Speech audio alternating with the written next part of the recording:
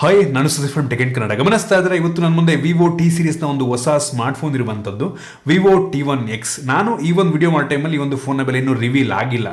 ನಂಗನ್ನಿಸ್ದಂಗೆ ಈ ಒಂದು smart phone ಸುಮಾರು 12,000-13,000 ಪ್ರೈಸ್ ರೇಂಜಲ್ಲಿ ಲಾಂಚ್ ಆಗ್ಬೋದು ಅಂತ ಅನ್ನಿಸ್ತಾ ಇದೆ. ಈ ಒಂದು ಪ್ರೈಸ್ ರೇಂಜಿಗೆ ಒಂದು ಸ್ಮಾರ್ಟ್ ಫೋನ್ನ ಪರ್ಚೇಸ್ ಮಾಡ್ಬೋದಾ, ಏನು ಚೆನ್ನಾಗಿದೆ ಏನು ಚೆನ್ನಾಗಿಲ್ಲ, ಅನ್ಬಾಕ್ಸ್ ಮಾಡ್ತಾ ಇದ್ದೀನಿ, ಯೂಸ್ ಮಾಡಿ ನನ್ನ ಎಕ್ಸ್ಪೀರಿಯನ್ಸ್ ನಿಮ್ಮ ಹತ್ರ ಶೇರ್ ಮಾಡ್ತಾ ಇದ್ದೀನಿ.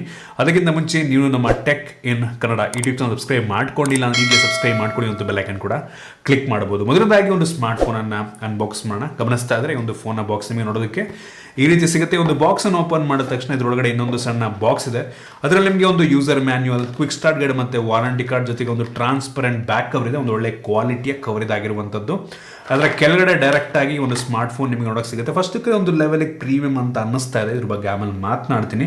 ಇದರ ಕೆಳಗಡೆ ನಿಮಗೆ 18 ವ್ಯಾಟ್ನ ಒಂದು ಚಾರ್ಜಿಂಗ್ ಅಡಾಪ್ಟರ್ ಕೊಟ್ಟಿದ್ದಾರೆ. ಸೊ 18 ವ್ಯಾಟ್ ಅಂದರೆ ಒಂದು ಪ್ರೈಸ್ ರೇಂಜಿಗೆ ಓಕೆ ಅಂತೀರಿ, ಇನ್ನೂ ಸ್ವಲ್ಪ ಜಾಸ್ತಿ ಕೊಟ್ಟಿದ್ರೆ ಇನ್ನೂ ಚೆನ್ನಾಗಿರ್ತಾ ಇತ್ತು.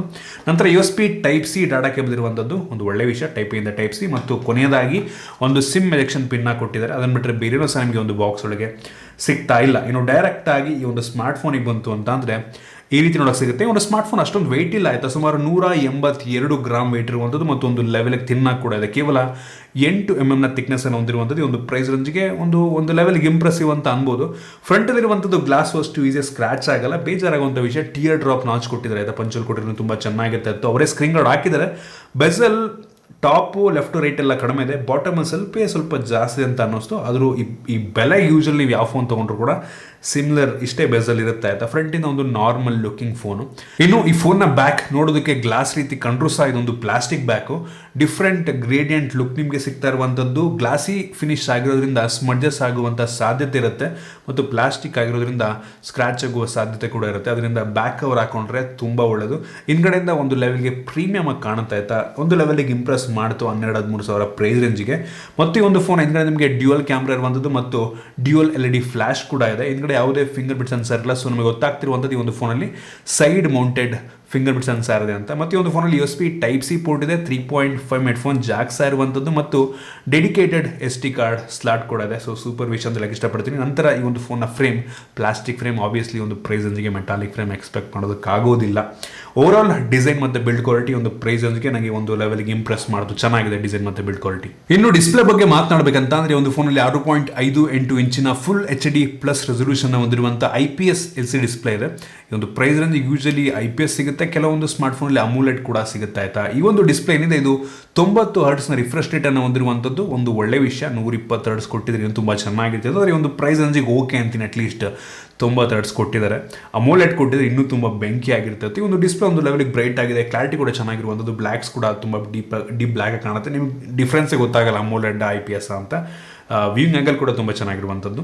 ಸೊ ಡಿಸ್ಪ್ಲೇ ನನಗೆ ಒಂದು ಲೆವೆಲ್ಗೆ ಇಂಪ್ರೆಸ್ ಮಾಡ್ತು, ಅಮೋಲೆಟ್ ಕೊಡ್ಬೋದಾಗಿತ್ತು ನಂಗೆ ಅನ್ನಿಸ್ತಾ. ಇನ್ನು ಈ ಒಂದು ಫೋನ್ ರ್ಯಾಮ್ ಮತ್ತು ಸ್ಟೋರೇಜ್ ಬಗ್ಗೆ ಮಾತನಾಡಬೇಕಂತ ಅಂದರೆ ಸದ್ಯಕ್ಕೆ ಒಂದು ಫೋನ್ 2 ವೇರಿಯಂಟಲ್ಲಿ ಲಾಂಚ್ ಆಗ್ತಾ ಇದೆ. 4 GB ರ್ಯಾಮ್ ಮತ್ತು 64 GB ಸ್ಟೋರೇಜ್ ಮತ್ತು ಇನ್ನೊಂದು 6 GB ರ್ಯಾಮ್ ಮತ್ತು 128 GB ಸ್ಟೋರೇಜು. ಇದರಲ್ಲಿರುವಂಥ ರ್ಯಾಮ್ ಬಂದ್ಬಿಟ್ಟು LPDDR4X ರ್ಯಾಮ್. ಈ ಪ್ರೈಸ್ ರೇಂಜಿಗೆ ಯಾವ್ದು ತೊಗೊಂಡ್ರು ಕೂಡ LPDDR4X ರ್ಯಾಮೇ ಸಿಗುತ್ತೆ. ಮತ್ತು ಸ್ಟೋರೇಜ್ ಬಂದ್ಬಿಟ್ಟು UFS 2.2 ಸ್ಟೋರೇಜ್. ಇನ್ನೊಂದು ಇಂಪ್ರೆಸಿವ್ ವಿಷಯ, ಕೆಲವೊಂದು ಸ್ಮಾರ್ಟ್ಫೋನ್ ನಿಮಗೆ UFS 2.2 ಸಿಗುತ್ತೆ ಪ್ರೈಸ್ ಅಂದರೆ, ಇವರು ಕೂಡ ಅದನ್ನೇ ಕೊಟ್ಟಿದ್ದಾರೆ. ಇನ್ನೂ ಕೆಲವೊಂದು ಸ್ಮಾರ್ಟ್ಫೋನ್ ಇದಕ್ಕಿಂತ ಕಡಿಮೆ eMMC ಸ್ಟೋರೇಜ್ ಕೊಟ್ಟಿರೋದು. ಬಟ್ ಇದರಲ್ಲಿ UFS 2.2 ಇರುವಂಥದ್ದು ಒಂದು ಇಂಪ್ರೆಸಿವ್ ವಿಷಯ. ಮತ್ತು ಎಕ್ಸ್ಟೆಂಡೆಡ್ ರ್ಯಾಮ್ ಕೂಡ ಇರುವಂಥದ್ದು ಆಯಿತಾ. ಸ್ಟೋರೇಜನ್ನು ರ್ಯಾಮ್ ರೀತಿ ಕನ್ವರ್ಟ್ ಮಾಡುತ್ತೆ. ಅವಶ್ಯಕತೆ ಇರೋ ಟೈಮಲ್ಲಿ ಎಕ್ಸ್ಟ್ರಾ ರ್ಯಾಮ್ ಬೇಕು ಅಂದರೆ ಅದನ್ನು ಸ್ಟೋರೇಜನ್ನು ರ್ಯಾಮ್ ರೀತಿ ಯೂಸ್ ಮಾಡಿಕೊಡುತ್ತೆ. ಸೊ ಯೂಶಲಿ ರೀಸೆಂಟ್ ಡೇಸಲ್ಲಿ ಎಲ್ಲ ಫೋನ್ಲು ಕೊಡ್ತಾ ಇದ್ದಾರೆ, ಇವರು ಕೂಡ ಕೊಟ್ಟಿರುವಂಥದ್ದು. ಸೊ ರ್ಯಾಮ್ ಮತ್ತು ಸ್ಟೋರೇಜು ನನಗೆ ಒಂದು ಬೆಲೆಗೆ ಓಕೆ ಅನ್ನಿಸ್ತು. ಇನ್ನು ಪ್ರೊಸೆಸರ್ ಬಗ್ಗೆ ಮಾತನಾಡಬೇಕಂತ ಅಂದರೆ ಒಂದು ಒಳ್ಳೆಯ ಪ್ರೊಸೆಸರು, ಲೇಟೆಸ್ಟ್ ಪ್ರೊಸೆಸರು, ರೀಸೆಂಟಾಗಿ ಲಾಂಚ್ ಆಗಿರುವಂಥ ಸ್ನ್ಯಾಪ್ಡ್ರ್ಯಾಗನ್ 680 ಪ್ರೊಸೆಸರ್. ಈ ಪ್ರೈಸ್ ರೇಂಜಿಗೆ ತುಂಬ ಪವರ್ಫುಲ್ ಆಗಿರುವಂಥ ಪ್ರೊಸೆಸರ್ ಆಯಿತಾ, ಹೆವಿ ಪವರ್ಫುಲ್ ಆಗಿರುವಂಥ ಪ್ರೊಸೆಸರ್. ಈ ಒಂದು ಪ್ರೈಸ್ ರೇಂಜಿಗೆ ನಾನು AnTuTu Benchmark ಚೆಕ್ ಮಾಡೋದಂಗೆ ಸುಮಾರು 2,80,000 ರೇಟಿಂಗನ್ನು ಕೊಡ್ತಾ ಇರುವಂಥದ್ದು ಆಯಿತಾ. 12,000-13,000 ರೇಂಜಿಗೆ ಈ ಪ್ರೊಸೆಸರ್ ತುಂಬ ಪವರ್ಫುಲ್ ಆಗಿರುವಂಥ ಪ್ರೊಸೆಸರ್ ಅಂತ ನಾನು ಹೇಳಕ್ಕೆ ಇಷ್ಟಪಡ್ತೀನಿ. ನಾನು BGMI ಚೆಕ್ ಮಾಡ್ದಂಗೆ ಇದರಲ್ಲಿ ಎಕ್ಸ್ಟ್ರೀಮ್ ಆಪ್ಷನ್ನು ಇಲ್ಲ, ಅಲ್ಟ್ರಾ ಆಪ್ಷನ್ನು ಇಲ್ಲ. ಕೇವಲ ಹೈ ಸೆಟ್ಟಿಂಗಲ್ಲಿ ಆಡ್ಕೊಂಬೋದು, ಸ್ಮೂತಾಗಿ ಆಡ್ಬೋದು ಆಯಿತಾ. ಸೊ ನನಗೆ ಚೆಕ್ ಮಾಡ್ದಂಗೆ ಗೇಮ್ ಪ್ಲೇ ಎಲ್ಲೂ ಕೂಡ ಲ್ಯಾಗಿ ಅನಿಸಿಲ್ಲ, ಸ್ಮೂತಾಗಿ ಇದೆ ಒಟ್ಟಿಗೆ. ಬಟ್ ಸ್ಟಿಲ್ ಹೆವಿ ಗೇಮಿಂಗನ್ನು ಹೆವಿ ಪರ್ಫಾರ್ಮೆನ್ಸ್ ನೀವು ಎಕ್ಸ್ಪೆಕ್ಟ್ ಮಾಡೋದಕ್ಕಾಗೋದಿಲ್ಲ, ಫ್ಲಾಗ್ಶಿಪ್ ಲೆವೆಲ್ಗೆ ಎಕ್ಸ್ಪೆಕ್ಟ್ ಮಾಡೋದಕ್ಕಾಗೋದಿಲ್ಲ. ಒಟ್ಟಿಗೆ ಈ ಪ್ರೈಸ್ ರೇಂಜ್ಗೆ ಬೆಲೆಗೆ ತಕ್ಕ ರೀತಿಯಲ್ಲಿರುವಂಥದ್ದು ಪ್ರೋಸೆಸರ್, ಸೊ ಪ್ರೋಸೆಸರ್ ಕೂಡ ಚೆನ್ನಾಗಿದೆ. ಇನ್ನು ಕ್ಯಾಮ್ರಾ ಬಗ್ಗೆ ಮಾತನಾಡಬೇಕಂತ ಅಂದರೆ ಒಂದು ಫೋನಲ್ಲಿ ರಿಯರಲ್ಲಿ ಡ್ಯೂಯಲ್ ಕ್ಯಾಮ್ರಾ, 2 ಕ್ಯಾಮ್ರಾ ಇದೆ. ಅದರಲ್ಲಿ ಮೇನ್ ಸೆನ್ಸರ್ 50 ಮೆಗಾಪಿಕ್ಸೆಲ್ನ 1.8 ಅಪರ್ಚರ್ನ ಹೊಂದಿರುವಂಥ ಮೇನ್ ಸೆನ್ಸರ್. ಇದು ತೆಗೆಯುವಂಥ ಫೋಟೋ ಚೆನ್ನಾಗಿದೆ. ಈ ಪ್ರೈಸ್ ರೇಂಜಲ್ಲಿ ನೀವು ಯಾವ ಫೋನ್ ತೊಗೊಂಡ್ರು ಕೂಡ ಆಲ್ಮೋಸ್ಟ್ ಸಿಮಿಲರ್ ಕ್ವಾಲಿಟಿನೇ ಸಿಗುತ್ತಾ ಆಯಿತಾ. ಡೇ ಲೈಟಲ್ಲಿ ಒಂದು ಒಳ್ಳೆ ಫೋಟೋ ತೆಗೆಯುತ್ತೆ, ಲೋ ಲೈಟಲ್ಲೂ ಪರವಾಗಿಲ್ಲ, ಆದರೆ ಕ್ರೇಜ್ ಇಂಪ್ರೆಸಿವ್ ಅನ್ನಲ್ಲ. ನೈಟ್ ಮೋಡ್ ಶಾರ್ಟ್ಸ್ ಪರವಾಗಿಲ್ಲ ಆಯಿತಾ, ಲಾಂಗ್ ಎಕ್ಸ್ಪೋಜರ್ ಶಾರ್ಟ್ನ ತೆಗೆಯುತ್ತಲ್ವ, ಒಂದು ಲೆವೆಲಿಗೆ ಚೆನ್ನಾಗಿ ತೆಗೆಯುತ್ತೆ. ಸೊ ರೇರ್ ಕ್ಯಾಮ್ರಾ ಬೆಲೆಗೆ ತಕ್ಕ ರೀತಿಲಿದೆ, ಕ್ರೇಜ್ ಇಂಪ್ರೆಸಿವ್ ಅನ್ನಲ್ಲ. ಬೆಂಕಿ ಗುರು, ಈ ಪ್ರೈಸ್ ರೇಂಜಿಗೆ ಇಷ್ಟೊಂದು ಒಳ್ಳೆ ಕ್ಯಾಮ್ರಾ ಎಕ್ಸ್ಪೆಕ್ಟ್ ಮಾಡಿರಲಿಲ್ಲ ಅಂತ ಅನ್ನಲ್ಲ, ಬಟ್ ಒಂದು ಬೆಲೆಗೆ ಚೆನ್ನಾಗಿದೆ. ಅದನ್ನು ಬಿಟ್ಟರೆ ಇನ್ನೊಂದು ಸೆನ್ಸರ್ ಕೊಟ್ಟಿದ್ದಾರೆ, ಮ್ಯಾಕ್ರೋ ಲೆನ್ಸು 2 ಮೆಗಾಪಿಕ್ಸೆಲಿಂದು. ಹೆಂಗೆ ಅಂತ ಗೊತ್ತಿಲ್ಲ, ಒಂದು ಲೆವೆಲಿಗೆ ಚೆನ್ನಾಗಿದೆ, ಒಂದು ಲೆವೆಲಿಗೆ ಒಳ್ಳೆ ಮ್ಯಾಕ್ರೋ ಶಾಟನ್ನು ತೆಗೆಯುತ್ತೆ. ಬಟ್ ಅವಶ್ಯಕತೆ ಇರಲಿಲ್ಲ, ಮೇನ್ ಸೆನ್ಸರ್ ಆ ಕೆಲಸವನ್ನು ಮಾಡೋ ಕೆಪಬಿಲಿಟಿ ಇದೆ. ಬಟ್ ಅದಕ್ಕೋಸ್ಕರ ಅಂದರೆ ಡೆಡಿಕೇಟೆಡ್ ಮ್ಯಾಕ್ರೋ ಲೆನ್ಸ್ ಕೊಟ್ಟಿದ್ದಾರೆ, ಅದರ ಕೆಲಸವನ್ನು ಮಾಡುತ್ತೆ. ಸ್ಯಾಂಪಲ್ನ ಕೂಡ ನಿಮಗೆ ತೋರಿಸ್ತಾ ಇದ್ದೀನಿ. ಫ್ರಂಟ್ ಕ್ಯಾಮ್ರಾಗೆ ಬಂತು ಅಂತಂದರೆ ಒಂದು ಫೋನಲ್ಲಿ 8 ಮೆಗಾಪಿಕ್ಸೆಲ್ನ ಫ್ರಂಟ್ ಕ್ಯಾಮ್ರಾ ಇರುವಂಥದ್ದು. ಸೊ ಇದು ತೆಗೆಯುವಂಥ ಫೋಟೋ ಓಕೆ ಅಂತೀನಿ ಆಯಿತಾ, ಕ್ರೇಜಿ ಇಂಪ್ರೆಸಿವ್ ಅಲ್ಲ, ನನಗೆ ಇನ್ನೂ ಚೆನ್ನಾಗಿರೋದು ಕೊಟ್ಟಿರೋ ಸಖತ್ತಾಗಿರ್ತೈತಿ. ಒಂದು ಬೆಲೆಗೆ ಇದಕ್ಕಿಂತ ಒಳ್ಳೆ ಕ್ಯಾಮ್ರಾ ಹೊಂದಿರುವಂಥ ಫೋನ್ಗಳು ಕೂಡ ಸಿಗ್ತವೆ, ಬಟ್ ಪರವಾಗಿಲ್ಲ, ಕ್ರೇಜಿ ಇಂಪ್ರೆಸಿವ್ ಅಲ್ಲ. ಆ ಸ್ಯಾಂಪಲ್ ನಿಮಗೆ ತೋರಿಸ್ತಾ ನೀವೇ ನೋಡಿ ಜಡ್ಜ್ ಮಾಡ್ಬೋದು. ಒಟ್ಟಿಗೆ ಫ್ರಂಟ್ ಕ್ಯಾಮ್ರಾ ಓಕೆ. ಇನ್ನು ವೀಡಿಯೋಗ್ರಫಿಗೆ ಬಂತು ಅಂತಂದರೆ ಒಂದು ಫ್ರಂಟು ಮತ್ತು ಬ್ಯಾಕ್ ಎರಡೂ ಕೂಡ ಕೇವಲ ಫುಲ್ HD ವಿಡಿಯೋ ರೆಕಾರ್ಡ್ ಮಾಡಬಲ್ಲ ಅಂತ ಸಾಮರ್ಥ್ಯ ಹೊಂದಿರುವಂಥದ್ದು ಓಕೆ. ಯೂಶಲಿ ಈ ಬೆಲೆಗೆ ಯಾವ ಫೋನ್ ಕೂಡ 4K ಕೊಡಲ್ಲ, ಕೊಟ್ಟರು ಕೂಡ ಅಪ್ಸ್ಕೇಲ್ ಮಾಡಿರ್ತಾರೆ. ಬಟ್ ಇದರಲ್ಲಿ ಕೇವಲ ಫುಲ್ HD ಕೊಟ್ಟಿದ್ದಾರೆ, ಕ್ವಾಲಿಟಿ ಒಂದು ಲೆವೆಲಿಗೆ ಪರವಾಗಿಲ್ಲ, ಅದನ್ನು ಕೂಡ ನಿಮಗೆ ತೋರಿಸ್ತಾ ಇದ್ದೇನೆ. ಸೊ ಓವರಾಲ್ ಕ್ಯಾಮ್ರಾ ಓಕೆ, ಬೆಲೆಗೆ ತಕ್ಕ ರೀತಿಲಿದೆ, ಕ್ರೇಜಿ ಇಂಪ್ರೆಸಿವ್ನಲ್ಲ, ಓಕೆ ಅಂತೀನಿ. ಇನ್ನು ಸೆಕ್ಯೂರಿಟಿ ಬಗ್ಗೆ ಮಾತನಾಡಬೇಕಂತ ಅಂದರೆ ಈ ಒಂದು ಫೋನಲ್ಲಿ ನಿಮಗೆ side mounted finger print sensor ಇರುವಂಥದ್ದು. ಸೊ ತುಂಬ ಫಾಸ್ಟ್ ಆಗಿದೆ, ಆ್ಯಕ್ಚುಲಿ ಇಂಪ್ರೆಸ್ ಮಾಡ್ತು ನನಗೆ. ಸೈಡ್ ತುಂಬ ಕನ್ವೀನಿಯೆಂಟ್ ಅನಿಸುತ್ತೆ, ಬ್ಯಾಕು ಮತ್ತು ಫ್ರಂಟ್ ಇನ್ ಡಿಸ್ಪ್ಲೇಗಿಂತ ಸೈಡ್ ಮೌಂಟೆಡೇ ತುಂಬ ಕನ್ವೀನಿಯೆಂಟ್ ಅಂತ ಪರ್ಸನ್ ನನಗಂತೂ ಅನಿಸುತ್ತೆ. ಮತ್ತು ಫೇಸ್ ಅನ್ಲಾಕ್ ಕೂಡ ಅಷ್ಟೇ, ಯೂಶಲಿ ವಿವೋದು ತುಂಬ ಫಾಸ್ಟಾಗಿ ಇರುತ್ತೆ. ಸೊ ನೋಡ್ತಾ ಇದ್ರೆ ಪಟ್ ಪಟ್ ಪಟ್ ಅಂತ ಅನ್ಲಾಕ್ ಮಾಡ್ತಾ ಇದೆ, ಸೂಪರ್ ವಿಷಯ, ತುಂಬ ಫಾಸ್ಟ್ ಆಗಿದೆ. ಇನ್ನು ಬ್ಯಾಟ್ರಿ ಬಗ್ಗೆ ಮಾತನಾಡಬೇಕಂತ ಅಂದರೆ ಈ ಒಂದು ಫೋನಲ್ಲಿ 5000 mAh ಕೆಪಾಸಿಟಿ ಬ್ಯಾಟ್ರಿ ಇದೆ, ಸೂಪರ್ ವಿಷಯ. ಮತ್ತು ಬಾಕ್ಸ್ ಒಳಗೆ 18 ವ್ಯಾಟ್ನ ಚಾರ್ಜರ್ ಕೊಟ್ಟಿದ್ದಾರೆ. ಈ ಒಂದು ಪ್ರೈಸ್ ರೇಂಜಿಗೆ ಚಾರ್ಜರ್ ಕೊಟ್ಟಿದ್ರಲ್ವ, ಅದೇ ಒಂದು ಖುಷಿ ವಿಷಯ. ಸೊ ಬಾಕ್ಸ್ ಒಳಗೆ ಚಾರ್ಜರ್ ಇದೆ, ಒಟ್ಟಿಗೆ ನೀವು ಸಪ್ರೇಟಾಗಿ ತಗೊಳ್ಳೋ ಅವಶ್ಯಕತೆ ಇಲ್ಲ. ಇನ್ನು ಆಪರೇಟಿಂಗ್ ಸಿಸ್ಟಮ್ ಬಗ್ಗೆ ಮಾತನಾಡಬೇಕಂತ ಅಂದರೆ ಈ ಒಂದು ಫೋನಲ್ಲಿ Android 11ನ ಬೇಸ್ ರನ್ ಆಗ್ತಿರುವಂಥ ಫನ್ ಟಚ್ ವಾಯ್ಸ್ ಇರುವಂಥದ್ದು. ಫನ್ ಟಚ್ ವಾಯ್ಸ್ ಒಂದು ರೀತಿ ನಿಯರ್ಲಿ ಸ್ಟಾಕ್ ಆ್ಯಂಡ್ರಾಯ್ಡ್ ಎಕ್ಸ್ಪೀರಿಯನ್ಸ್ ನಿಮಗೆ ನೀಡುತ್ತೆ, ಒಂದು ಒಳ್ಳೆಯ ವಿಷಯ.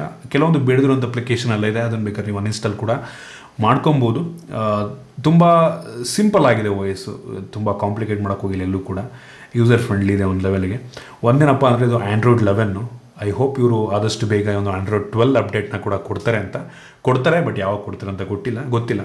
Android 12ಅಲ್ಲೇ ಲಾಂಚ್ ಮಾಡಿದ್ರೆ ಚೆನ್ನಾಗಿರ್ತದ್ದು, ಬಟ್ Android 11 ಇದೆ. ಸೊ ಅದನ್ನು ಬಿಟ್ಟರೆ ಈ ಒಂದು ಫೋನಲ್ಲಿ ನಿಮಗೆ ಮೋನೋ ಸ್ಪೀಕರ್ ಇರುವಂಥದ್ದು, ಬಾಟಮ್ ಫೈರಿಂಗು, ಸ್ಪೀಕರ್ನ ಕ್ಲಾರಿಟಿ ಚೆನ್ನಾಗಿದೆ, ಜೋರ ಕೂಡ ಕೇಳುತ್ತೆ ಒಂದು ಲೆವೆಲ್ಗೆ. ಮತ್ತು ಡ್ಯುಯಲ್ ಬ್ಯಾಂಡ್ ವೈಫೈ ಸಪೋರ್ಟ್ ಇದೆ, ಮತ್ತು ಬ್ಲೂಟೂತ್ 5.0 ಕೂಡ ಇರುವಂಥದ್ದು, ಮತ್ತು ಕ್ಯಾರಿಯರ್ ಅಗ್ರಿಗೇಷನ್ ನಿಮಗೆ ಒಂದು ಪ್ರೈಸ್ ರೇಂಜಲ್ಲಿ ಸಿಗೋದಿಲ್ಲ. ಸೊ ಇಷ್ಟು ಈ ಒಂದು ಸ್ಮಾರ್ಟ್ಫೋನ್ನ ಕೆಲವೊಂದು ಮೈನ್ ಫೀಚರ್ಸ್. ನೀವು ಆದರೆ ಕೇಳ್ಬೋದು, ಈ ಒಂದು ಸ್ಮಾರ್ಟ್ಫೋನ್ ಈ ಒಂದು ಪ್ರೈಸ್ ರೇಂಜಿಗೆ ಪರ್ಚೇಸ್ ಮಾಡ್ಬೋದಾ ಅಂತ. ನಂಗೆ ಅನ್ನಿಸ್ದಂಗೆ ಯೂಶಲಿ ನಿಮ್ಗೆ ಈ ಪ್ರೈಸ್ ರೇಂಜಲ್ಲಿ ಆಲ್ಮೋಸ್ಟ್ ಯಾವ ಫೋನ್ ತೊಗೊಂಡ್ರು ಕೂಡ ಸಿಮಿಲರ್ ಸ್ಪೆಸಿಫಿಕೇಶನ್ ಸಿಗುತ್ತೆ, ಇದರಲ್ಲಿ ಏನು ಹೆವಿ ಸ್ಪೆಷಲ್ ಅಂತ ಅನಿಸಿಲ್ಲ. AMOLED ಕೊಟ್ಟರೆ ಚೆನ್ನಾಗಿರ್ತದೆ, ಬಟ್ 90 Hz ಕೊಟ್ಟಿದ್ದಾರೆ, ಅದು ಓಕೆ ಅಂತೀನಿ.